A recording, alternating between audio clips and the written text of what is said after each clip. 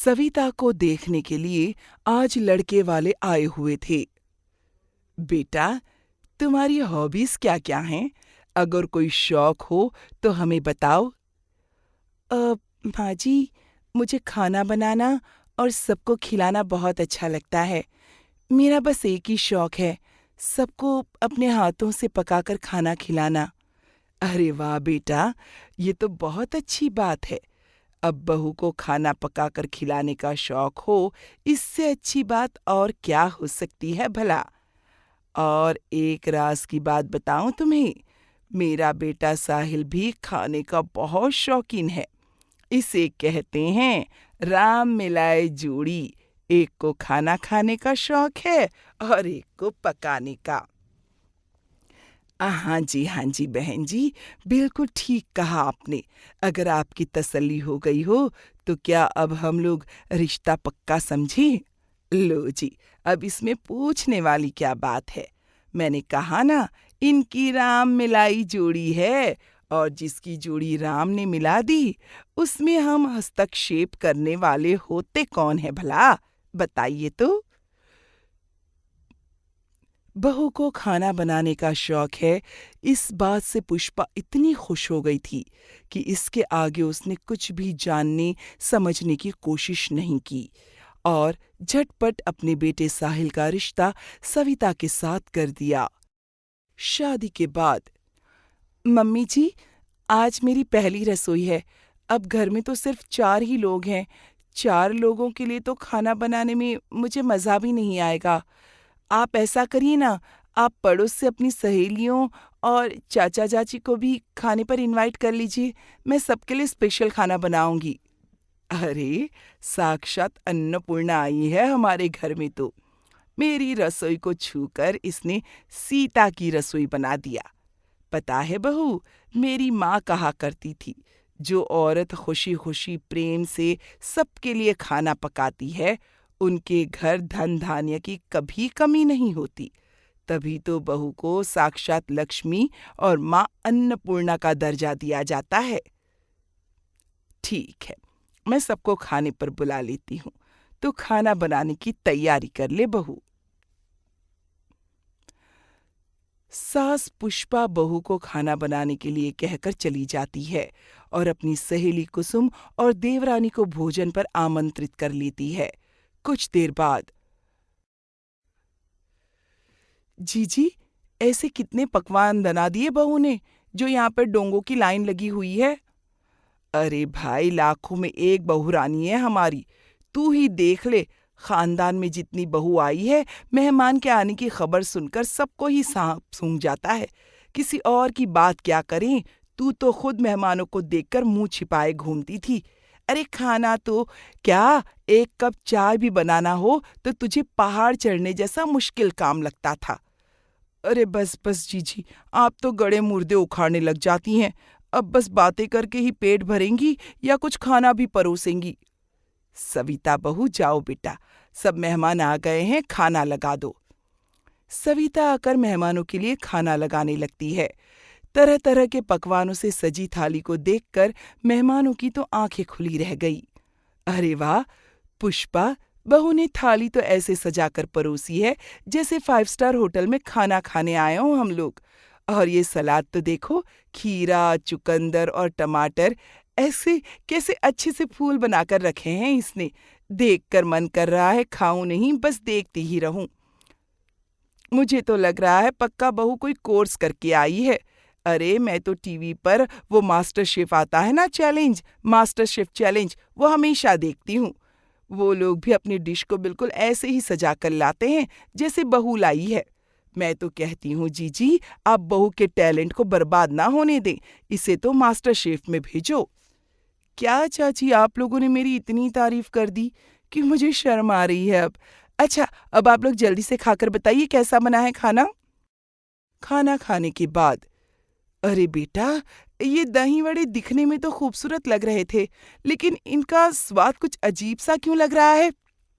एह, चाची जी, ये मैंने स्पेशल रेसिपी से बनाया है ना, इसलिए। एक्चुअली मैं खाने में हर रोज़ नए नए एक्सपेरिमेंट करती रहती हूँ। जैसे आज मैंने तुअर की दाल के वड़े बनाए थे और चटनी की जगह इसमें मेयोनीज डाली थी। मुझे पक्का पता है आपको बहुत पसंद आई होगी। और आंटी जी, आप ना ये मेरा स्पेशल नवरत्न पुलाव तो टेस्ट करके देखिए। आपको इस डिश का सीक्रेट बताऊं? इसमें मैंने नमक की जगह जैगरी डाली है। एकदम नई रेसिपी है ये भी। पुलाव के 2 चम्मच खाने के बाद पड़ोसन किसी तरह अपनी उल्टी कंट्रोल करने की कोशिश कर रही थी। अरे आंटी, शर्माइए नहीं, ये पूरा आपको ही खत्म करना है, खाइए ना। पुष्पा, वो मुझे कुछ जरूरी काम याद आ गया है, मैं बाद में आती हूँ। जी, मुझे भी याद आया, आज तो मेरी मेरी चाचा की लड़की आने वाली है। मैं चलती हूँ, फिर मिलेंगे। अरे लेकिन खाना तो खाकर जाइए। मैंने अभी और डिश बनाई है, उन्हें कौन खाएगा? अरे जाने दो तू इनको। तू ऐसा कर बहू, मेरा खाना लगा दे। मुझे भी बड़े जोरों की भूख लगी है। ठीक है माँ जी, आप लोग बैठिए, मैं लगाती हूँ। सविता अपनी सास पुष्पा के लिए थाली में खाना परोसती है। पुष्पा खुशी खुशी खाने का कौर मुंह में डालती है तो उसका सर भन्ना उठता है। अगर मैं बहू को कहूंगी कि खाना अच्छा नहीं बना तो बेचारी मायूस हो जाएगी, और मैंने खुद उसकी इतनी तारीफ कर दी है। अब अगर कुछ कहूंगी तो अपनी बात को झुटलाना होगा, मतलब इज्जत का खुद गला घोटना। चुपचाप खा लेती हूँ, और कोई चारा भी तो नहीं है। वैसे भी नई नई शादी है, हो जाता है। मैंने तो खुद पहली रसोई में दाल में नमक की जगह चीनी डाल दी थी, और मेरी सास ने मुस्कुराते हुए दाल खा ली थी। जरूर पहली रसोई की घबराहट में बहू से गलती हुई है। कोई बात नहीं, जल्दी ही सीख जाएगी ये भी। अगले सप्ताह। मम्मी जी, मैंने आपकी सत्संग मंडली को आज खाने पर बुलाया है। मैं उन सबके लिए आज स्पेशल लंच बनाने वाली हूँ। अरे, किसने कहा था सबको बुलाने के लिए? पहले ढंग से कुछ बनाना तो सीख ले। पिछली बार जिन्हें बुलाया था, अभी तो वो बेचारे भी सदमे से उबरे नहीं हैं। लगता है ये सविता मुझे कहीं उठने बैठने लायक नहीं छोड़ेगी। मैं तो पहले ही छोटी और पड़ोसन के मुंह छुपाए घूम रही हूँ, और अब इसने मेरी सत्संग वाली मंडली को भी घर पर बुला लिया है। हे भगवान, किस जन्म का बदला ले रहा है तू मुझसे? बेटा, घर में 4 लोग हैं तो तेरा जो बनाने का मन करे ना, हम 4 लोगों के लिए बनाया कर। क्यों रोज रोज बाहर वालों को बुलाती है? तुझे कितनी दिक्कत होती होगी ना बेटा, इतना सारा खाना बनाने में। नहीं नहीं मम्मी जी, मुझे तो बहुत खुशी होती है। मैंने आपको शादी से पहले ही बताया था ना कि मुझे खाना पकाने का और लोगों को खिलाने का बहुत शौक है। आप चिंता मत करिए, मैं मैनेज कर लूंगी। लंच के समय जैसा पुष्पा ने सोचा था, ठीक वैसा ही हुआ। आज भी बहू सविता ने मेहमानों के लिए तरह तरह के व्यंजन बनाए थे, लेकिन उनमें से एक भी खाने लायक नहीं था। पुष्पा की सहेलियां जिस भी डिश का एक कौर मुंह में रखती, गंदे से भाव उनके चेहरे पर आते, और फिर बेचारी गिलास उठाकर 2 घूंट पानी से उस गले से नीचे उतार लेती। एक एक करके सारे डिशेस ट्राई करने के बाद भी जब एक भी चीज खाने लायक नहीं मिली, तो पुष्पा की सहेलियां गुस्से में उठकर वहां से चली गईं। अगले दिन सत्संग में, अरे देखो देखो, आ गई पुष्पा। अरे भाई, ये कौन से ग्रह का खाना खिलाने के लिए अपने घर बुलाया था तूने हमें? अरे देखा नहीं तुमने? थाली में सजा सजा के तो ऐसे परोसा था इसकी बहू ने जैसे सीधा 5 स्टार होटल से ही ऑर्डर करके मंगवाया हो। लेकिन जैसे ही एक टुकड़ा मुंह में रखा, सारे मुंह का स्वाद उतर गया। इतना बदस्वाद खाना कोई बना भी कैसे सकता है? बहू को छोड़ो, मुझे तो लगता है कि पुष्पा की चाल थी घर बुलाकर हम सबको ऐसे अपमानित करने की। अरे भाई, और कुछ ना सही, एक दाल ही बना देती तो हम तो दाल से ही रोटी खाकर चला लेते। तुम लोग गलत समझ रही हो, ऐसी कोई बात नहीं है। मेरी बहू को खाना खिलाने का शौक है। मुझे तो पता भी नहीं था कि उसने तुम सबको घर पर खाने के लिए बुलाया है। अरे तू ज्यादा भोली बनने का नाटक मत कर, और मैं तो बता रही हूँ, कल जो इतनी बेइज्जती की ना अपने घर पर बुलाकर, उसके बाद अगर ये सत्संग में आएगी तो मैं तो सत्संग में आने वाली नहीं हूँ। देख पुष्पा, सब लोग तुझसे बहुत नाराज है। फिलहाल जब तक सबकी नाराजगी दूर नहीं हो जाती, तू सत्संग मंडली में न आया करे तो अच्छा होगा। सहेलियों की बात सुनकर बेचारी पुष्पा अपना मुंह लेकर घर लौट आती है। अभी इसी बात को बीते चंद ही दिन हुए थे कि सविता का जन्मदिन आ जाता है। जन्मदिन की बहुत बहुत शुभकामनाएं Savita. Thank you so much sir. आप लोग आइए ना, आज शाम को डिनर हमारे साथ ही करिए, मुझे बहुत अच्छा लगेगा। Are you sure? मेरा मतलब कि आज आपका पहला जन्मदिन है साहिल के साथ, आप लोग स्पेशल तरीके से मनाना चाहेंगे? मैं फिर किसी दिन डिनर के लिए आ जाता हूँ। अरे नहीं नहीं सर, ऐसी कोई बात नहीं है, आप आइए ना, मुझे बहुत खुशी होगी।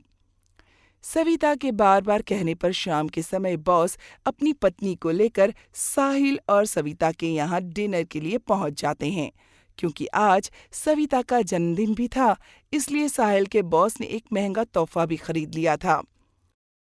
कुछ देर तक बातें करने के बाद Savita special dinner dining table पर सर्व कर देती है। वाह साहिल, इम्प्रेसिव, लकी हो तुम। अरे भाई, मेहमान का पेट तो खाने की प्लेट देकर ही भर जाए। इतनी अच्छी गार्निशिंग, तुम तो किसी 5 स्टार में ट्राई क्यों नहीं करती शेफ के लिए? काश कि आप बस प्लेट देखकर ही लौट जाते तो मेरी इज्जत का कबाड़ा होने से तो बच जाता सर। बॉस और उनकी वाइफ 2-3 चम्मच खाना खाते हैं और उसके बाद बहाना बनाकर जल्दी से वहां से निकल जाते हैं। कुछ देर बाद बॉस का फोन साहिल के पास आता है। साहिल, मैंने सोचा था इस बार तुम्हें प्रमोट करके मैनेजर बना दूंगा, लेकिन जैसा खाना खिलाकर तुमने आज हमारी मेहमान नवाजी की है ना, तुम्हें प्रमोशन तो क्या, डिमोशन दूंगा मैं। तुम ऑफिस में मिलो मुझसे। I am really sorry sir, आपकी इंसल्ट कराने का मेरा कोई इरादा नहीं था। ये लास्ट वार्निंग है तुम्हारे लिए। अगर आज के बाद तुमने अपनी वाइफ के हाथ की बनी चाय भी मुझे पिलाई तो तुम्हारा डिमोशन नहीं, सीधा टर्मिनेशन होगा, समझ लेना। ओ माय गॉड, मेरे मुंह का तो सारा स्वाद ही खराब हो गया था। बॉस से झाड़ खाने के बाद साहिल गुस्से में सविता के पास आता है। देखो सविता, मैं तुम्हारे आगे हाथ जोड़ता हूँ। तुम्हारे हाथ का खाना खाकर सब रिश्तेदार तो चले ही गए हैं। अब अगर मेरी नौकरी चली गई ना तो मुझे घर बैठकर मक्खियां मारनी पड़ेंगी। इसलिए आज के बाद अगर तुम्हें एक्सपेरिमेंट करना ही है ना तो हम 3 मजबूर लोगों पर करना, बाहर वालों को इसमें इन्वॉल्व मत करना। पति की बातों का भला सविता पर क्या असर पड़ने वाला था? वो तो अभी भी अपनी ही धुन में थी। सविता ये मानने को तैयार ही नहीं थी कि उसे खाना बनाना नहीं, बस खाना बिगाड़ना आता है। खैर, काफी डिस्कशन करने के बाद पुष्पा और साहिल इस नतीजे पर पहुंचते हैं कि किसी तरह सविता को किसी और काम में बिजी कर दिया जाए ताकि उसके दिमाग में ये खाना बनाने और लोगों को बुलाकर खिलाने का ख्याल ही ना आए। तेरे रामपुर वाले मामा ने हमारे कानपुर में एक फैक्ट्री डाली है, मैं उनसे बात करती हूँ। अगर बहू के लिए कोई नौकरी हो तो हमारी जान छूटे। प्रणाम भैया, कैसे हो आप? अब तो कानपुर शहर में आपने फैक्ट्री डाल ली है, अब आओ कभी बहना से मिलने। अब तो बहाने बनाने की कोई वजह भी नहीं बची आपके पास। हाँ हाँ बहना, जरूर आऊंगा। और बताओ, सब कैसा चल रहा है? भैया, एक जरूरी काम था आपसे। मेरी बहू सविता है ना, पोस्ट ग्रेजुएट है, उसके लायक कोई नौकरी हो तो बताना, मैं आपका ये एहसान जीवन भर नहीं भूलूंगी। अरे बहना, फैक्ट्री में बहू को नौकरी करने की क्या जरूरत है? अरे तुम उसके खाने की इतनी तारीफ करती हो, हमारे रेस्टोरेंट में भेजो उसे, वहाँ शेफ की जरूरत है। अरे भैया, क्या कह रहे हैं आप? अपना चलता हुआ रेस्टोरेंट बंद कराना चाह रहे हैं क्या? अरे उसके खाने से बचने के लिए ही तो मैं उसके लिए नौकरी ढूंढ रही हूँ और आप उसे खाना बनाने का ही काम दे रहे हैं। अरे ऐसा विनाशकारी खाना बनाती है मेरी बहू कि बस अब तो सड़क चलते चप्पल और टमाटर पड़ने का डर सताने लगा है मुझे। जो उसके हाथ का खाना एक बार खा लेता है ना, फिर हमारे घर का रास्ता ही भूल जाता है। अरे साहिल के बॉस ने तो उसे नौकरी से निकालने तक की धमकी दे डाली। अरे दीदी, ऐसी भी क्या बात हो गई? ऐसा क्या डाल देती है बहू खाने में? लेकिन हमने तो सुना था बहू को खाना पकाने का बड़ा शौक है। वही तो रोना है भैया, उसे बस पकाने का शौक है, खाना बनाना सीखने का नहीं। अरे हवाई जहाज चलाने का शौक पालना अच्छी बात है, लेकिन पहले चलाना भी तो आना चाहिए कि नहीं? उसमें बैठने वाले सबकी जान ही नहीं चली जाएगी अगर ऐसे ही चलाएगा तो। वही चल रहा है मेरे घर में। मैं तो बहुत परेशान हो गई हूँ भैया। आपके आगे हाथ जोड़ती हूँ, मेरी बहू को कोई काम दे दो। बस किसी तरह वो घर से बाहर रहे और रसोई की तरफ देखे भी ना। हम बस यही चाहते हैं। वैसे तो फैक्ट्री में अभी कोई जगह खाली नहीं है, फिर भी तुम इतना कह रही हो तो मैं देखता हूँ। अरे भैया, मैं आपके आगे इतने हाथ पैर जोड़ रही हूँ, अपनी बहन के लिए एक नौकरी नहीं दे सकते आप? आप सीधे सीधे उसे नौकरी देते हैं या आपको भी घर बुलाकर बहू के हाथ का खाना खिला दूं? अरे बहना, तुम तो नाराज हो गई। घर की ही तो बात है, तू भेज दे। काम का क्या है, कुछ न कुछ काम तो निकल ही आएगा। सविता बहू, भाई नाम रोशन कर दिया तुमने हमारा। तुम्हारे मामा जी का फोन आया था, बहुत जिद कर रहे थे कि सविता बहू को उनकी फैक्ट्री में काम पर भेज दूं। मैंने तो साफ मना कर दिया कि नहीं भैया, मेरी बहू तो बस खाना बनाने का शौक रखती है, उसकी डिग्रियां जाए भाड़ में, लेकिन वो अपनी रसोई छोड़कर घर से नहीं निकलने वाली। लेकिन देखो, मामा जी तो ऐसे पीछे बढ़ गए कि क्या बताऊं। कहने लगे, नहीं, ये पोस्ट तो बस बहू के लिए ही है, उसे ये नौकरी करनी ही पड़ेगी। अब बेटा, घर की बात है, इसलिए मैं मना भी नहीं कर पाई और मैंने हाँ कर दिया। इसलिए बेटा, कल से तुझे मामा जी के यहाँ जॉब पर जाना है। मम्मी जी, आपको तो पता है ना, जब तक मैं अपने हाथों से पकाकर पूरे परिवार को खिला नहीं देती, मुझे चैन नहीं मिलता। पूरा दिन मुझे यही लगता रहेगा, पता नहीं माँ जी और साहिल ने सही से खाना खाया भी है या नहीं। अरे बेटा, तू चिंता बहुत करती है मेरी।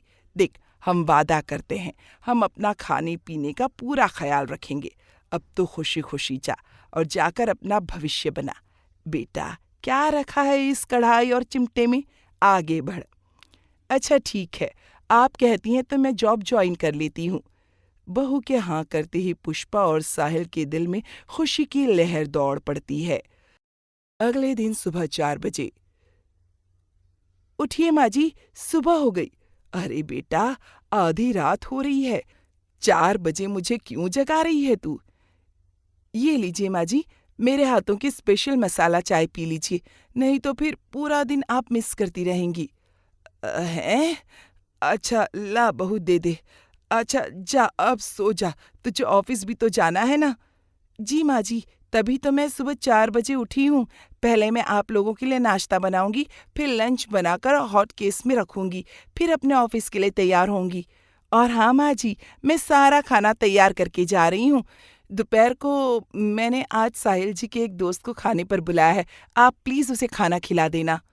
बहू की बात सुनकर बेचारी पुष्पा अपना सर पीट लेती है।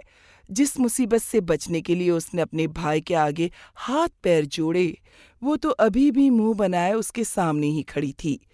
पुष्पा को समझ आ गया था कि बहू और उसके वाहियात खाने से बचने का कोई तरीका नहीं है, इसलिए अब उन्होंने उस खाने के साथ ही जीना सीख लिया था। अरे मेम साहब, काहे को सुबह सुबह मेरे साथ चिक चिक करती है? हम चिक चिक करते हैं कि तू चिक चिक करती है? ढंग से एक काम नहीं करना होता? हम तुझे किस बात के पैसे देते हैं? मैं कम्मो है, कम्मो।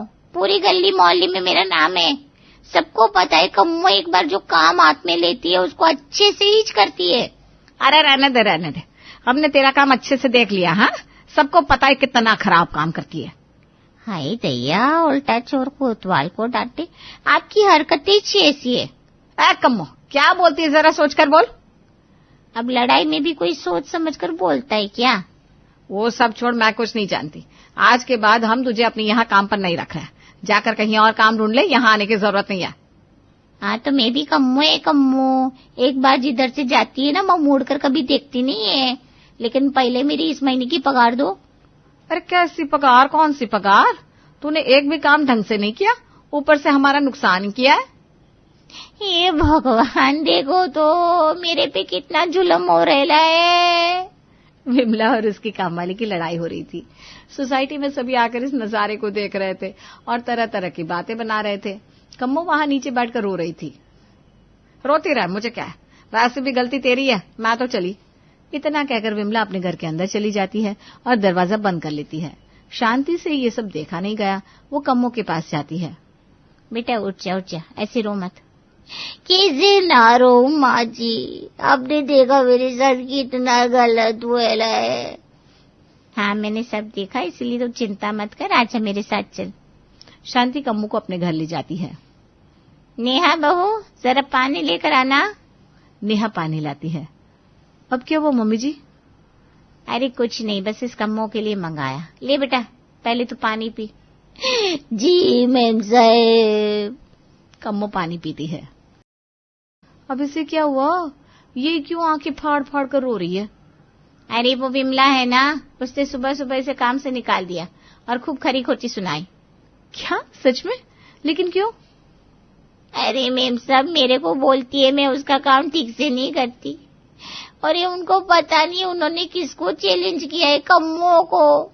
अच्छी अच्छी हाई लेवल की काम वालियां कम्मो से काम सीख कर जाती है। अच्छा, तुम्हारे यहाँ हाई लेवल भी होता है?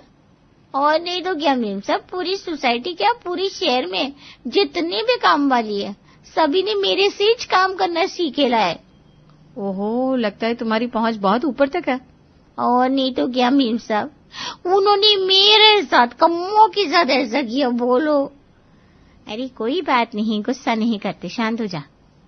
ऐसे कैसे शांत हो जाएगी? 1 महीने की पगार काट ली है मेरी। मैंने उनके घर के लिए कितना कुछ नहीं किया, उन्होंने मेरे से दगाबाजी की। अब मैं क्या करेगी? दूसरी जगह ही काम ढूंढना पड़ेगा ना। कम्मो वहां बैठकर रो रही थी। अब भाई हम करे तो क्या करें, ये तो बहुत दुखी है। हाँ बेचारी बहुत परेशान है। क्यों ना हम इसे अपने यहाँ काम पर रख ले। हमारी काम वाली तो वैसे भी नखरे करती है, इतनी छुट्टियां करती है। अभी वैसे भी 1 महीने से गांव गई है, पता नहीं कब आएगी। सही कहा तूने बहू। कम्मो सुनती है कि उसे रखने की बात चल रही है। अरे मेरे कौन के घर के इससे राज मालूम है, पूछो मत। तब तो रख ही लेते, अच्छा मौका है, वहां आसानी से वापस नहीं जाएगी। मैं भी तो अच्छे मौके की तलाश में इस तो आई लिए। चल ठीक है, अब से तेरा यहाँ पर काम पक्का। अब तो यहाँ अच्छे से काम करियो। हाँ अरे बिल्कुल, आपको शिकायत का एक मौका ही नहीं देने वाली। बस अगले दिन से ही कम्मो शांति के घर पर काम करना शुरू कर देती है। लेकिन कम्मो उनके घर सिर्फ काम करने आई थी या किसी और चीज की फिराक में थी, वो तो हमें आगे ही पता चलेगा कि उसकी वजह से क्या क्या होता है। अगले दिन वो सुबह सुबह बहुत अच्छे से घर की साफ सफाई करती है। अरे वाह कम्मो, तूने तो बिल्कुल सही कहा था।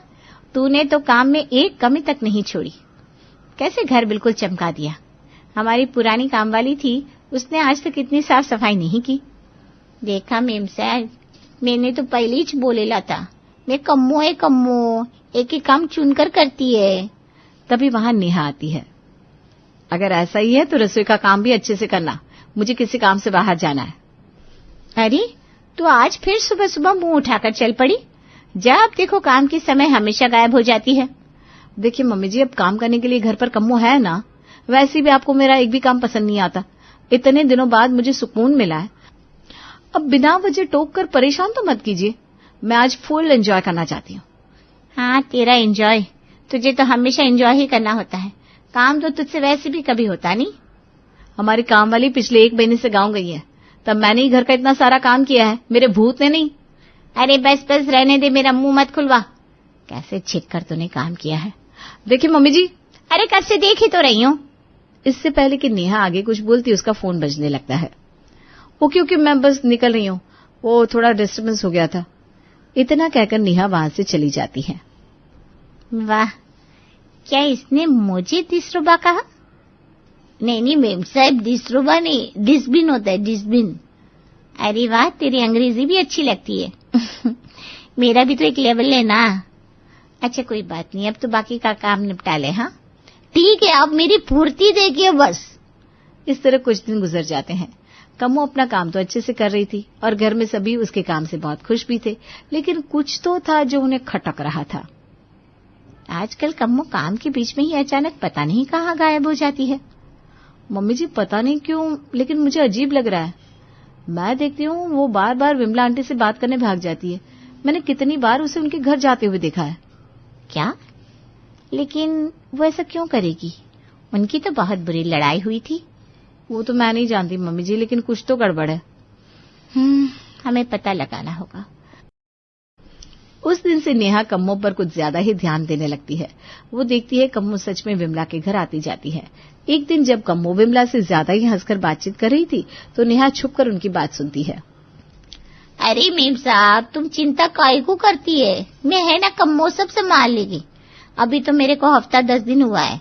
इतनी जल्दी उनके घर के सारे राज कैसे जान सकती है? अभी तो बस मेरे को इतना पता चला है कि दोनों सास बहू नौटंकी है, नौटंकी। दोनों के बीच में चिक चिक भी बहुत हो रही है। देखा, मुझे तो पहले ही पता था कुछ गड़बड़ है। शांति हमेशा अपनी बहू की इतनी तारीफ करती थी, मैं मान ही नहीं सकती थी कि उसकी बहू इतनी अच्छी है। अरे सास बहू की भी कभी बनती है भला। वही तो। अभी वो छोटी मेम साहब भी घर पर नहीं थी, कुछ दिनों से बाहर जा रही है, इसलिए ज्यादा कुछ पता नहीं चला। अभी चलती हूँ, नहीं तो उनको शक हो जाएगा ना। हाँ, और ये भी देखियो कि उनके घर में कितना पैसा है। बोलते तो बात है हमारे पास इतना पैसा इतना पैसा है, पर असलियत तो देखने के बाद ही पता चलेगी। और हाँ, जिस काम के लिए भेजा है अपना काम अच्छे से करियो। मैंने तुझे पहले ही सारे पैसे दे दिए। अरे ठीक है, कम्मो है मैं। अरे मुझे पता है तू कम्मो ही है, बार बार बताने की जरूरत नहीं है। जा अपने काम पर ध्यान दे। अरे जाती है ना। विमला से बात करके कम्मो वहां से चली जाती है। नेहा ने उसकी सारी बातें सुन ली थी। अच्छा बच्चों, अब तो तुम्हें सबक सिखाना ही पड़ेगा। घर जाकर नेहा शांति को सारी बात बताती है। मम्मी जी, मुझे तो अब समझ में आ गया कि यहाँ कौन सी अलग खिचड़ी पक रही है, लेकिन कोई बात नहीं, मैं इतनी आसानी से इनकी दाल गलने नहीं दूंगी। अरे बहू, तो पहले खुद सोच ले कि इनकी खिचड़ी नहीं पकने देनी या दाल। हे भगवान, वो सब छोड़िए मम्मी जी, अब हमें इन्हें सबक सिखाना होगा। हम शाम को मीटिंग करते हैं इसके जाने के बाद, शाम को। अच्छा मेम साहब, मैं चलती है। हाँ जी हाँ। कम्मो के जाने के बाद सभी घर में मीटिंग करते हैं। हमें इस कम्मो को सबक सिखाना ही होगा। इनकी इतनी हिम्मत कि हमारे घर जासूसी करने भेजा। अरे ऐसा काम करना किसी को शोभा देता है क्या? कोई बात नहीं पापा जी, हम इन्हें सबक सिखा कर रहेंगे। मेरे पास एक अच्छा आइडिया है। कैसा आइडिया? अब से हम एक नाटक करेंगे, लेकिन सबको अपने रोल अच्छे से निभाने होंगे। हाँ हाँ बिल्कुल बेटा, हमें भी एक्टिंग करने का मौका मिले तो ठीक है, सब अपना अपना रोल अच्छे से करना। पूरी तैयारी करने के बाद अगले दिन सुबह सभी कम्मो के आने का इंतजार करते हैं। कम्मो के आने के बाद, मेम साहब मैं आ गई है, मैं आज भी अपना काम चकाचक करेगी। हाँ हाँ बिल्कुल करो। तभी वहाँ पवन आता है। अरे डार्लिंग, कहाँ हो तुम? जी कहिए ना, क्या हुआ आपको? अरे डार्लिंग देखो तो, मैं तुम्हारे लिए हीरो का हार लाया हूँ। क्या सच में? हाँ देखो। पवन नेहा को हार दिखाता है। वाह कितना सुंदर हार है। लो, मैं तुम्हें अपने हाथों से पहनाता हूँ। अरे नहीं बस कीजिए, रहने दीजिए। अरे इसमें इतना शर्माने वाली क्या बात है, तुम मेरी पत्नी हो, आओ। पवन नेहा को हार पहनाता है। इतना चमचमाता हुआ हार देखकर कम्मो की भी आंखें फटी की फटी रह जाती है। अरे साहिब, ये हार तो बहुत शानदार लग रहा है। सच में असली हीरे का हार है क्या? और नहीं तो क्या कम्मो। पर साहिब ये तो बहुत महंगा होगा ना? हाँ, पूरे 5 लाख का है। क्या कहा? पूरे 5 लाख का? हाय दया, इतना महंगा हार आज तक अपनी जिंदगी में इतनी महंगी चीज मैंने नहीं देखी ली है। तो अब देख लो, मैं अपनी बीवी के लिए कुछ भी कर सकता हूँ। सच में साहिब, अब बहुत अच्छी हो। थोड़ी देर बाद जब कम्मो घर का सारा काम खत्म कर लेती है, तब वो दबे पांव वहां से जाने लगती है। अरे कम्मो, तुम कहीं जा रही हो क्या? अरे नहीं मेम साहब, मैं तो बस ऐसे ही। अच्छा, अगर कहीं नहीं जा रही हो ना तो देख, मैं तुझे कुछ दिखाना चाहती हूँ। दिखाओ ना मेम साहब। नेहा कम्मो को साड़ी दिखाती है, जो दिखने में बहुत महंगी लग रही थी, लेकिन इसकी असलियत क्या है, चलिए देखते हैं। देख, मैं ना अपनी सास के लिए पूरे 50,000 की साड़ी लाई हूँ। ये कांजीवरम की साड़ी है। तुझे पता है, जब तू घर में नई नई आई थी, तब मैं हर रोज घर से बाहर क्यों जाती थी? काहे को जाती थी? अरे मैं मम्मी जी के लिए एक सरप्राइज प्लान कर रही थी। अब मम्मी जी के लिए इतना करना तो बनता ही है ना, आखिर मेरी सास है। अगर बहू सास के लिए नहीं करेगी तो आखिर किसके लिए करेगी? बता कैसी है साड़ी, कैसी लगी तुझे? मेरे को तो बहुत अच्छी लगेली है। ये सच में 50,000 की है क्या? हाँ कम्मो, तू तो अपने घर की है ना, अब भला तुझसे क्या छुपाना। ये सब देखकर कम्मो बहुत हैरान थी। वो जल्दी से विमला के घर जाती है और उसे सारी बात बताती है। मेरे को पता नहीं था मेम साहब कि ये लोग इतना अमीर है। बताओ तो, पूरे 50,000 की साड़ी आखिर अपनी सास के लिए कौन लाता है? और साहब भी ना अपनी पत्नी के लिए पूरे 5 लाख का हीरो का हार लेकर आए। सच में इनके घर में इतना प्रेम है कि मैं बता नहीं सकती। ये बात सुनकर विमला की बहू चिढ़ते हुए कहती है, ए कम्मो, सुबह सुबह तूने कोई नशा कर लिया है क्या? क्या बोलती है तू? तूने ये सब अपनी आंखों से देखा है क्या? अरे मेम साहब, मैं कम्मो है कम्मो। आप कम्मो पर शक नहीं कर सकते। कम्मो अपना काम बहुत अच्छे से करती है, सब अपनी आंखों से देखे लाए। क्या? इसका मतलब सच में ये लोग इतने अमीर है? चलो मैं चलती है, अभी तो और भी सरप्राइज बाकी है। चलो बाकी खबर मैं आपको कल लाकर देगी। हाँ। कम्मो वहां से चली जाती है और शाम को जब नेहा अपनी सास शांति को वो साड़ी गिफ्ट करती है। वाह बहू, तूने तो कमाल कर दिया। मम्मी जी, लेकिन आपको ये गिफ्ट कैसा लगा? मुझे ये गिफ्ट बहुत अच्छा लगा। सच में तू मेरे बारे में कितना सोचती है। इतनी अच्छी बहू मुझे कभी मिल ही नहीं सकती। शुक्रिया मम्मी जी, मैं भी बहुत लकी हूँ कि मुझे आप जैसी सास मिली। दोनों सास बहू का इतना प्यार देखकर कम्मो की आंखों में भी आंसू आ जाते हैं। सच में मानना ही पड़ेगा मीम साहब, आपका परिवार ना अलग ही है। अच्छा अब मैं चलती है, कल आएगी। कम्मो के जाने के बाद हे भगवान, एक्टिंग के लिए न जाने क्या क्या करना पड़ता है। हाँ मम्मी जी, सच में 500 रुपए के हार को पूरे 5 लाख का हार बताना पड़ा। हकीकत में हमारे नसीब में कहाँ है असली हीरा देखना। सब दिखावा है। आज तक कभी ये लाया क्या मेरे लिए हार? तूने भी मुझे 1000 रुपए की साड़ी पूरे 50,000 में चेप दी, तो भी तो नाटक कर रही है। नाटक करना मजबूरी है मम्मी जी, वरना हमारी इमेज की पूरी सोसाइटी में धज्जियां उड़ जाएंगी। हाँ सो तो है, लेकिन इस विमला को मैं छोड़ूंगी नहीं। इसकी वजह से हमें ये सब करना पड़ रहा है।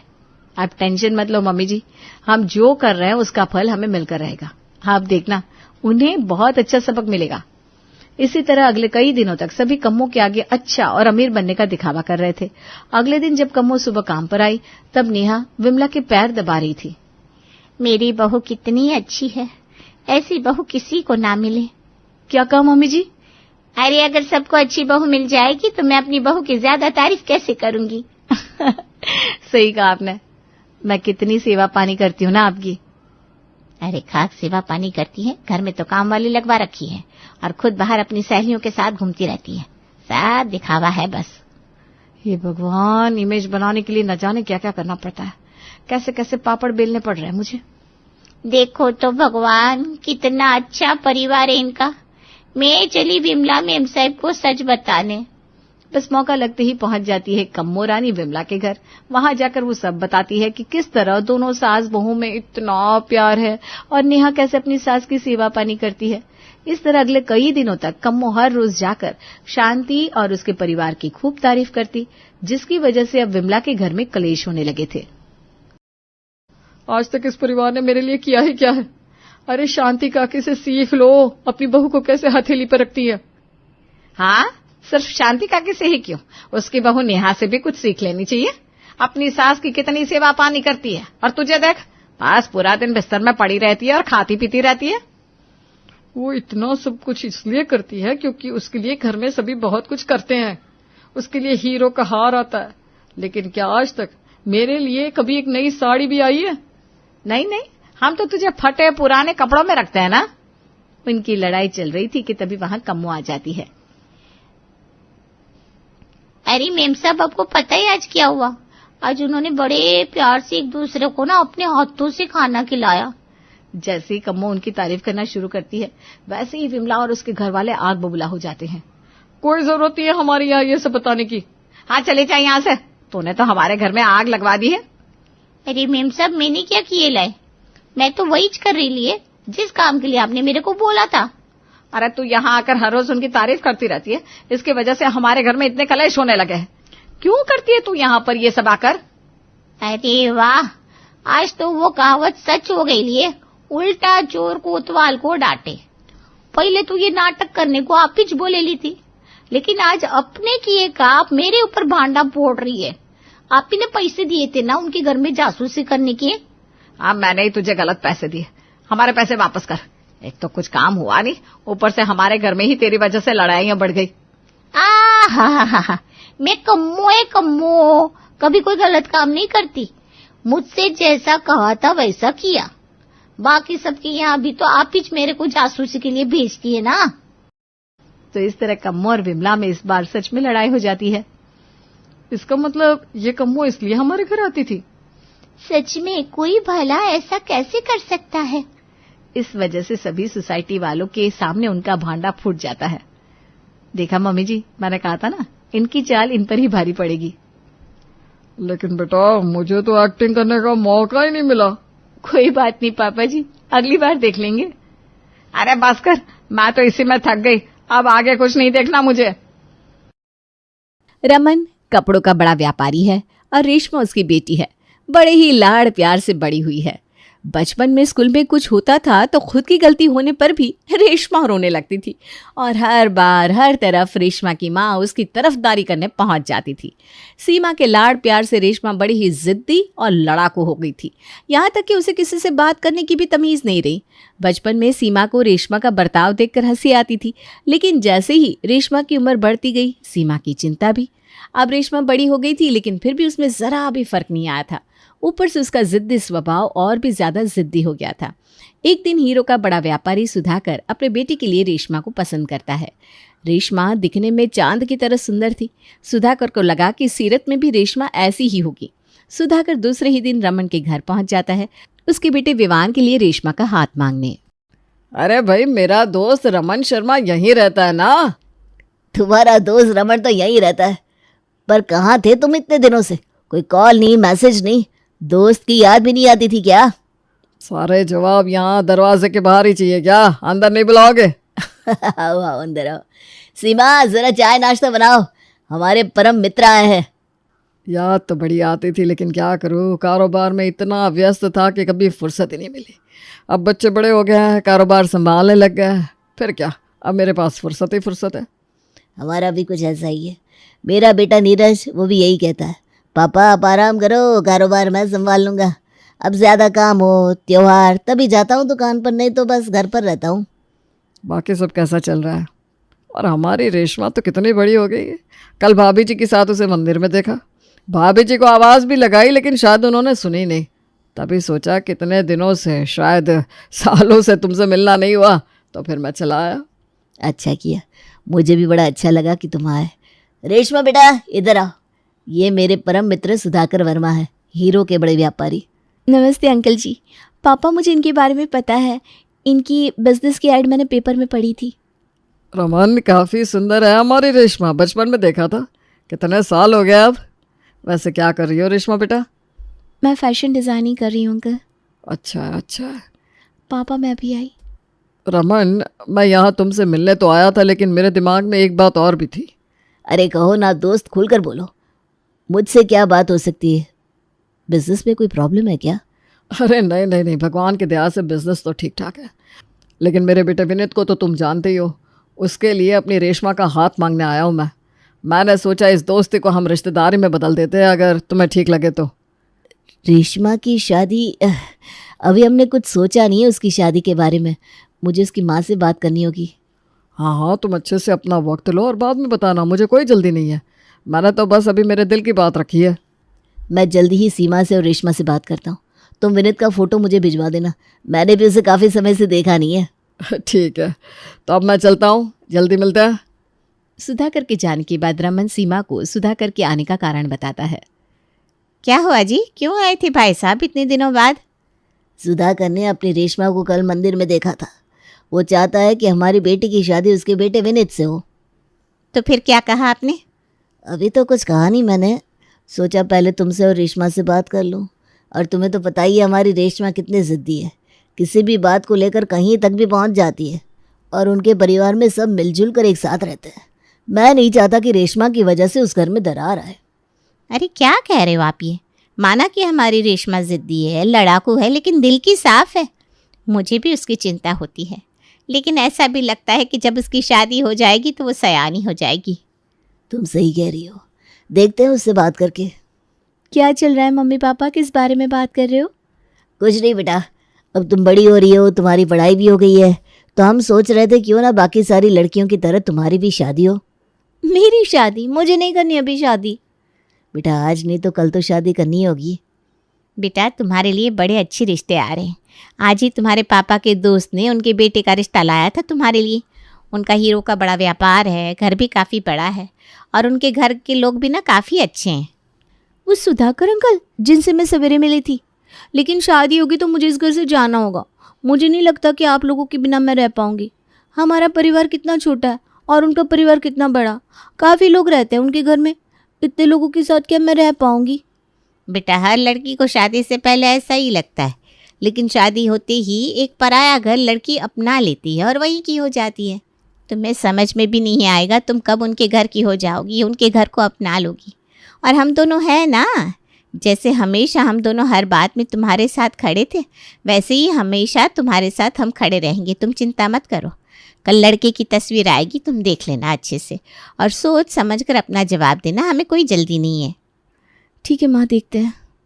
अगले दिन सुधाकर अपने नौकर के साथ विनीत की तस्वीर रमन के घर भेजता है। थोड़े दिनों में रेशमा अपना जवाब घर वालों को दे देती है।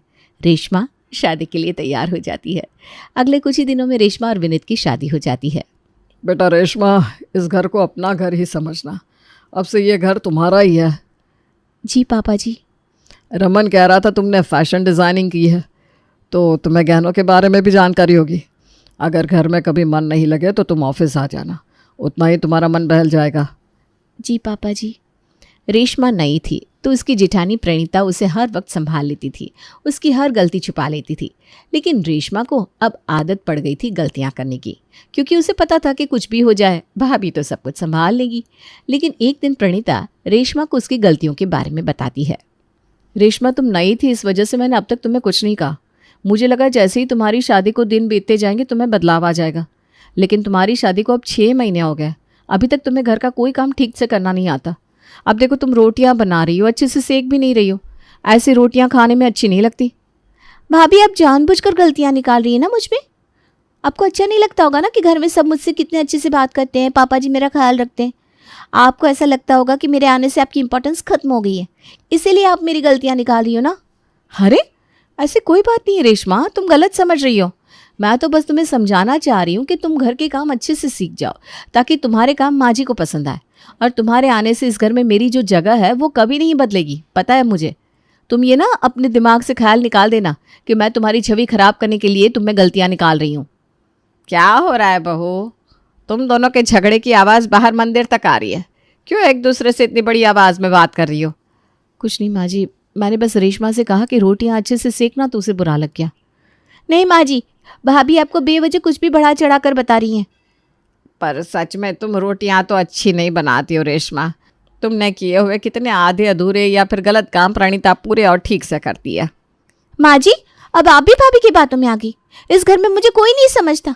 अब मैं ये सारी बातें अपनी माँ को बताऊंगी। मैं कल ही उनको बुला लेती हूँ और उनके साथ चली जाती हूँ। रेशमा रोने लगती है। अरे रेशमा चुप हो जाओ बेटा, रो मत। तुम्हें जो जैसा आता है तुम वैसा करना, बस तुमसे कोई कुछ नहीं कहेगा। और जो तुम्हें नहीं करना ना वो रहने देना, वो मैं और प्रणीता कर लेंगे। बड़ी बहू तुम्हें भी नहीं करना तो तुम भी मत करो, लेकिन रेशमा को कुछ मत कहना। मुझे माफ़ कर दो रेशमा, अगर तुम्हें मेरी बातों का बुरा लगा हो तो मैं आज से तुमसे कुछ भी नहीं कहूँगी बस। सविता प्रणीता को डांटती है। ये देखकर रेशमा बड़ी खुश हो जाती है। ऐसे ही कुछ दिन बीत जाते हैं। पहले रेशमा से नादानी में गलतियां हो रही थी, लेकिन अब तो रेशमा जानबूझकर गलतियां करने लगी थी। वो जानबूझकर प्रणीता की साड़ी जला देती है एक दिन। अरे रेशमा ये क्या कर दिया तुमने? ये साड़ी मुझे कितने प्यार से दी थी इन्होंने, और तुमने इसे जला दी। ध्यान कहाँ रहता है तुम्हारा? जानबूझकर थोड़ी ना जलाइए भाभी, आपकी साड़ी गलती से जल गई। आप तो ऐसे तमाशा करिए हो जैसे मैंने जानबूझकर आपकी साड़ी जलाई हो। अगर नहीं पसंद है ना आपको मेरे हाथ का काम, तो अपने काम खुद ही कर लिया करो। ये क्या बात हुई रेशमा? ये कौन सा तरीका है बात करने का? जानबूझकर नहीं, लेकिन गलती से सही। साड़ी तो तुमसे ही जली है ना, तुम्हें भाभी से माफ़ी मांगनी चाहिए, तुम उन्हें ही उल्टा जवाब दे रही हो। देवर जी इसका ये आज का नहीं है, ये 1000 गलतियां करती है। अगर कुछ भी कहूँ इससे तो बेवजह बात का बतंगड़ बना देती है, चिल्लाने लगती है, रोने लगती है। आप दोनों में झगड़ा ना हो इस वजह से हमने कभी आपको कुछ बताया नहीं, लेकिन ये किसी की कुछ भी नहीं सुनती। मेरी जाने दो, लेकिन माँ जी का भी नहीं। देखा मम्मी जी, मैंने आपसे कहा था ना, भाभी से मेरा सुख देखा ही नहीं जाता। कैसे मेरे पति को बढ़ा चढ़ाकर कुछ भी बता रही है। और आप भी विनीत जी, मुझसे एक साड़ी क्या चल गई, आप तो मुझ पर ऐसे चिल्ला रहे हो कि मैंने पूरे घर को आग लगा दी हो। मेरे पापा का साड़ियों का दुकान है, दे दूं क्या आपकी एक साड़ी? एक क्या, आपको जितनी चाहिए उतनी मांग लेना। मैं माँ को भी ना आज ही बुला लेती हूँ, उन्हें बताती हूँ कि आप सब मिलकर मुझे कैसे कितना परेशान करते हो। अब मैं नहीं रहूंगी इस घर में, मैं चली जाऊंगी अपनी माँ के पास। सब चुप हो जाते हैं, लेकिन रेशमा तो जोर जोर से रोना शुरू ही कर देती है। रेशमा बहू चुप हो जाओ। देखो प्रणीता बहू की ये पसंदीदा साड़ी थी, इसलिए वो इतना गुस्सा हो गई। और तुम भी क्या, कुछ भी हो जाए घर छोड़कर जाने की बात करने लगती हो। ये घर तुम्हारा है, घर की बात घर की दहलीज के बाहर नहीं जानी चाहिए। चलो अब सब चुप हो जाओ और अपने अपने काम करो। बहू मैं किरण से कहूँगी, वो तुम्हें ऐसी ही साड़ी फिर से दिला देगा। हर बार की तरह सविता एक बार फिर से सबको चुप करा देती है। ऐसे ही कई दिन बीतते हैं, लेकिन रेशमा की गलतियां कम नहीं होती, उल्टा दिन ब दिन बढ़ती जाती है। गलतियां करना, तमाशा करना, अपनी माँ को बुलाने की धमकी देना और सविता का सब कुछ चुप करा देना, ये जैसे इनके घर की दिनचर्या हो गई थी। हर बार ऐसे ही होता था। पर रेशमा सुधरने का नाम नहीं ले रही थी, बल्कि अब तो वो कुछ ज़्यादा ही लड़ाकू और ज़िद्दी हो गई थी। झगड़े के कुछ दिन बाद, रेशमा, आज तुम्हें कहीं बाहर जाना है क्या? मैं दिन भर घर में ही तो रहती हूँ, कहाँ जाऊँगी? तुम कभी सीधे मुँह जवाब नहीं दे सकती क्या? आज माँ पापा भी मंदिर गए हैं, भाभी भी मायके गई है, और मुझे और भाई को कुछ काम से शहर जाना है। शाम तक आ जाऊँगा, तब तक तुम ये गहने अपने पास संभाल कर रखना। शाम को एक पार्टी आने वाली है, उनको देना है। बैंक के लॉकर में रखे थे, अभी अभी लेकर आ रहा हूँ।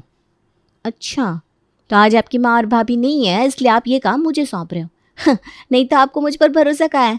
हर वक्त माँ माँ नहीं तो भाभी भाभी करते रहते हो, जैसे मेरी इस घर में और खास करके आपकी लाइफ में कोई इम्पोर्टेंस ही नहीं है। ऐसा नहीं है रेशमा, तुम्हारी मेरे लाइफ में सबसे ज़्यादा इम्पोर्टेंस है, लेकिन माँ और भाभी को ये सब काम करने की पहले से आदत है। तुम नहीं हो, तुम्हारे पास अभी अनुभव नहीं है, इसलिए मैंने अब तक तुम्हें कोई जिम्मेदारी नहीं दी। लेकिन लगता है ये योगा योग तुम्हें जिम्मेदार बनाने के लिए ही आया है।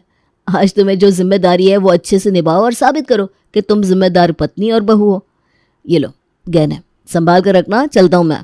विनीत अपनी बात रेशमा को अच्छे से समझा कर वहाँ से निकल जाता है। तभी रेशमा को उसकी दोस्त रानी का फ़ोन आता है। कहाँ हो महारानी आजकल? शादी क्या हो गई, तुम तो दोस्तों को ही भूल गई। अरे ऐसी कोई बात नहीं है, दिन भर घर के काम चलते हैं, वक्त मिले तो कभी कभी ऑफिस चली जाती हूँ। सच कहूँ ना, मेरे लिए मेरे पास समय ही नहीं बचता। ओके पापा, ओके, ये सब जाने दे। आज हम सब दोस्तों ने प्लान बनाया है, हम कहीं बाहर जाएंगे, पूरा दिन एंजॉय करेंगे। मुझे ऐसा लग रहा है कि, अरे मुझे क्या, सबको ऐसा लग रहा है कि तुम भी हमें ज्वाइन करो। अरे आज कैसे पॉसिबल होगा, घर पर कोई है नहीं, पूरा घर मेरे भरोसे छोड़कर सब बाहर गए हैं। फिर तो अच्छा मौका है ना, किसी से परमिशन लेने की जरूरत ही नहीं है, तुम्हें आना ही होगा। मैं कुछ नहीं जानती, बाय। क्या करूं, मेरा जाने का मन है, घर पर भी कोई नहीं है, लेकिन विनीत जी ने घर पर गहने लाकर रखे हैं। क्या करूं, जाऊँ कि नहीं? एक काम करती हूँ, गहने ठीक से रख देती हूँ और चली जाती हूँ। सबके आने से पहले आ जाऊंगी, किसी को पता भी नहीं चलेगा। रेशमा घर में गहने छुपाकर घर अच्छे से बंद करके चली जाती है। सविता और सुधाकर मंदिर से जल्दी वापस आ जाते हैं और विनीत का काम जल्दी खत्म होता है तो वो भी जल्दी घर आ जाता है। रेशमा को घर आने में काफ़ी समय लग जाता है। घर आते ही वो देखती है कि पूरा घर फैला हुआ था। कहाँ थी तुम? कहाँ थी का क्या मतलब है? यहीं पर थी, सब्जी लेने गई थी। सब्जी लेने गई थी ना, तो कहाँ है सब्जी, दिखाओ। अब वो, बहुत झूठ मत बोलो, हमें आए हुए 2 घंटे हो गए और तुम 2 घंटे या फिर उससे भी पहले से घर पर नहीं हो। आज हमने पहली बार तुम्हारे भरोसे घर छोड़ा था ना, तुम्हें अंदाजा भी है यहाँ कितना बड़ा नुकसान हो गया। माँ तुम किसे समझा रही हो? इसे नाम से कुछ लेना है ना हमारे घर से। बहू, आज तुम्हारी लापरवाही की वजह से कितनी बड़ी पार्टी हाथ से चली गई। विनीत ने जो तुम्हें गहने दिए थे वो पार्टी को दिखाने थे, करोड़ों का ऑर्डर था, सब सत्यानाश हो गया। सोचा कि तुम्हें फोन करके पूछ लूं कि तुमने गहने कहाँ रखे हैं, पर ना तो तुम्हारा ठिकाना था ना तुम्हारा फोन लग रहा था। पूरा घर छान मारा लेकिन कहीं पर गहने नहीं मिले। मैंने उनके वक्त का ख्याल नहीं किया, मैं लापरवाह हूं। कितना कुछ सुनाकर वो पार्टी चली गई। इस मार्केट में कमाई हुई पापा की बरसों की इज्जत को धक्का लग गया आज तुम्हारी वजह से। ये क्या? ये देखो, मैंने गहने फ्रिज में ही तो रखे थे। फ्रिज में गहने कौन रखता है? मुझे लगा अगर गलती से घर में चोर आ भी गए तो हर जगह ढूंढेंगे, अलमारी भी तोड़ देंगे, लेकिन उन्हें भी यही लगेगा कि किचन में गहने कौन रखता है, और वो किचन की तरफ नहीं आएंगे और ना ही हमारे गहने चोरी होंगे। मुझे कोई समझ ही नहीं सकता, सच में। इस घर में मेरा कोई नहीं है। अब मैं इस घर में नहीं रहूंगी, मैं मेरी माँ को बुलाती हूँ। जाओ, जाकर बुलाओ अपनी माँ को, जाओ जाओ बुलाओ। हर बार गलतियां करना, रोना धोना, नाटक करना, अपनी जिम्मेदारी का ख्याल ना रखना, ये सब तुम्हारी आदत हो गई है, और तुम्हारी इस आदत की वजह से हमें भुगतना पड़ रहा है। तुमसे कुछ भी कहो तो अपनी माँ की धमकी देती हो तुम। तुम्हें क्या लगता है मैं डरता हूँ तुम्हारी इन धमकियों से? नहीं, मुझे बस ऐसा लगता है कि क्यों झगड़ा करना घर में, इसलिए तुम्हें जवाब नहीं देता। लेकिन तुम तो सुधरने का नाम ही नहीं ले रही हो। तुम क्या बुलाओगी अपनी माँ को? मैंने खुद बुलाया था। अगर आज मेरी डील फाइनल हो जाती तो मैं पार्टी देने वाला था, लेकिन तुम्हारी करतूत की वजह से सब कुछ चला गया हाथ से। और देखो तो तुम्हें जरा भी पछतावा नहीं है। और तुम्हारी माँ सब कुछ सुन रही है, उन्हें भी पता चले उनकी बेटी अपने ससुराल वालों से किस तरह से बात करती है। मम्मी जी बाहर आइए। माँ तुम यहाँ, तुमने मुझे बताया भी नहीं। मत कहो मुझे माँ, मुझे लगता था शादी हो जाएगी तो मेरी बेटी सुधर जाएगी। तुमने तो अच्छी खासे घर में अशांति कर दी। सुबह जमाई जी ने फ़ोन किया था, तारीफ कर रहे थे तुम्हारी, कह रहे थे धीरे धीरे क्यों ना सही लेकिन तुम सुधर रही हो। पर विश्वास तुमने पल भर में तोड़ दिया। माना कि तुमने गहने ठीक ठाक रखे थे, लेकिन तुम्हें क्या ज़रूरत थी घर तुम्हारे भरोसे होने के बाद भी घर से बाहर जाने की? गलतियाँ करती हो और कोई तुम्हें कुछ कहे तो मायके वालों की धमकियाँ देती हो। अगर 4 दिन की मेहमान बनकर आओगी ना तो स्वागत है तुम्हारा मायके में, लेकिन तुम्हारे ससुराल वाले इतने अच्छे होने के बावजूद भी अगर उनसे झगड़ा करोगी, उन्हें तंग करोगी, तो याद रखना तुम्हारी माँ और पापा भी तुम्हारे नहीं है। ये कान खोलकर सुन लेना और याद भी रखना। मम्मी मुझे माफ कर दो, मेरी नादानियों की वजह से आज बहुत ज़्यादा नुकसान हो गया। विनीत जी, मम्मी जी, पापा जी, मुझे एक मौका दे दो बस। मैं 1 महीने के अंदर खुद को सुधार लूँगी और फिर अच्छे से अपनी गृहस्थी संभालूंगी। रेशमा सबसे माफ़ी मांगती है और सबको वादा करती है कि वो सुधर जाएगी, और सब लोग उसे माफ़ भी कर देते हैं। अर्चना और नीतू दोनों ही सुमित्रा की बहुएं थी। वैसे तो अर्चना सुमित्रा की बड़ी बहू थी और नीतू छोटी बहू, पर फिर भी पूरा घर नीतू और उसके पति कमल ने ही संभाला हुआ था। माँ, भैया, भाभी, नीतू कहाँ हो? आप सब जल्दी यहाँ आओ। देखो मैं आप सबके लिए गिफ्ट लेकर आया हूँ। अरे बेटा, इन फिजूल खर्चे करने की क्या जरूरत है तुझे? हर महीने तो घर में सबके लिए कुछ ना कुछ लेकर आ जाता है। माँ, आखिर मैं कमाता किसके लिए हूँ? आप सबके लिए ही तो। और वैसे भी मेरी नन्ही सी भतीजी हमेशा मुझसे डिमांड करती है, चाचू मेरे लिए ये लेकर आओ, चाचू मेरे लिए वो लेकर आओ। तो मैं बड़ा अपनी प्यारी सी भतीजी के लिए और आप सबके लिए कैसे कुछ ना लेकर आऊँ? माँ जी, आप क्यों मना करती हैं? रहने दीजिए, इन्हें अच्छा लगता है आप लोगों के लिए कुछ करना। इस तरह से कमल अब अपनी भाभी और माँ को साड़ी देता है, अपने भाई को एक घड़ी और प्यारी भतीजी सपना को गुड़िया। देवर जी, ये सारे गिफ्ट तो आप हमारे लिए लेकर आए, जो आपने हमें दे दिए। आखिर देवरानी जी के लिए क्या लेकर आए हैं, हमें नहीं दिखाएंगे क्या? आपकी देवरानी के लिए इस बार कुछ स्पेशल है, आप सब बस देखते रहिए। नीतू, तुम आंखें बंद कर लो। क्या आंखें बंद कर लो? आखिर ऐसा भी क्या लेकर आए हो? जितना कहा है उतना करो ना। कमल के कहने पर नीतू अपनी आंखें बंद कर लेती है और कमल अपने हाथों से नीतू को एक नेकलेस पहनाता है, जिसे देखकर अर्चना की आंखें फटी की फटी रह जाती है। वहीं दूसरी ओर नीतू अपना ये गिफ्ट देखकर बहुत खुश होती है। ये तो वही नेकलेस है ना जो उस दिन मैंने पसंद किया था। मेरी बीवी कुछ पसंद करे और मैं उसे वो ला कर ना दूं? भला ऐसा कभी हुआ है क्या? पर ये तो बहुत महंगा है। महंगा है तो क्या हुआ, चलो चुपचाप से पहन लो। मेरे गिफ्ट को प्यार से स्वीकार करो ना।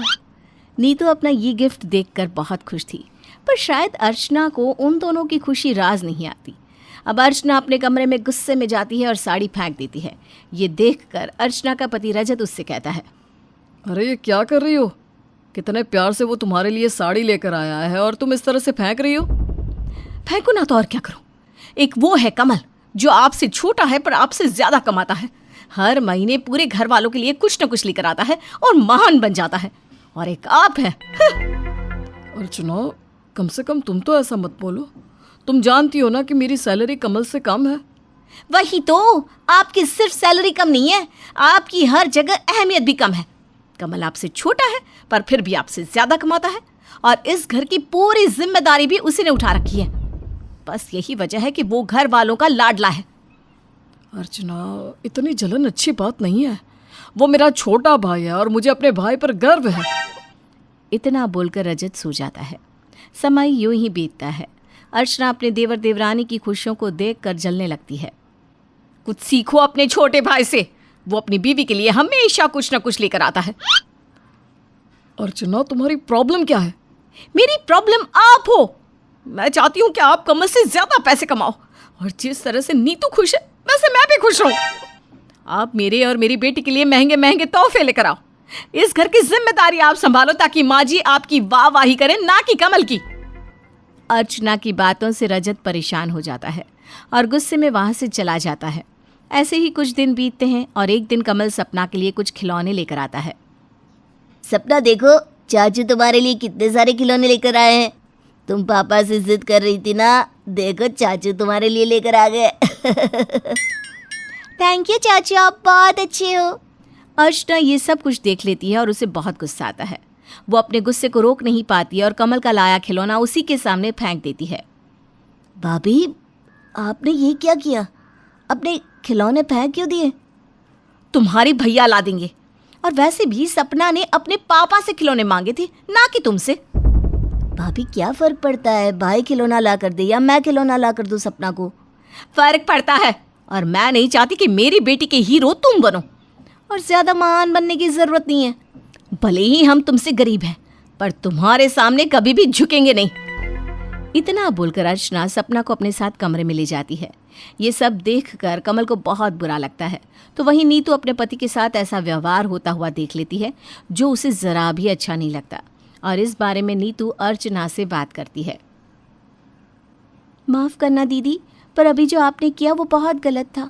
आपको इस तरह से नहीं करना चाहिए था। अच्छा, तो अब तुम मुझे बताओगी क्या सही है और क्या गलत? भले ही तुम मुझसे अमीर हो, पर भूलो मत कि मैं तुमसे बड़ी हूँ, रिश्ते में भी और उम्र में भी।